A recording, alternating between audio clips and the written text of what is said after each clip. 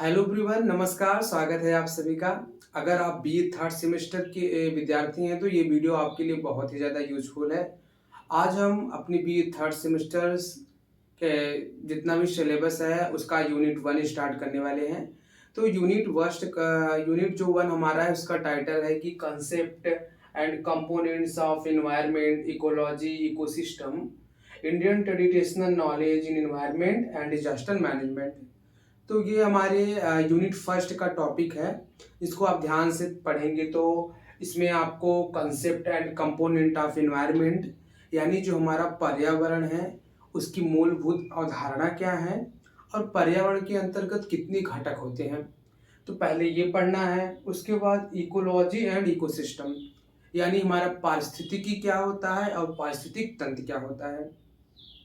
उसके बाद हमारा Indian traditional knowledge in environment यानी जो प्राचीन भारत की ज्ञान पद्धतियां हैं जिनके जरिए क्या होता था, पर्यावरण का संरक्षण किया जाता था या किसी भी प्रकार की आपदा आती थी तो पुरानी पद्धतियां क्या थी उनके बारे में।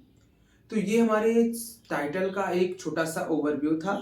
अब हम आते हैं कि आखिरकार इस चैप्टर में हमको पढ़ना क्या क्या है। तो आपको यहाँ पे तीन मुख्य पॉइंट को पढ़ना है और इसके अंतर्गत भी तीन अलग अलग सब पॉइंट है। तो पहले हम इन तीन मुख्य पॉइंट की बात करते हैं।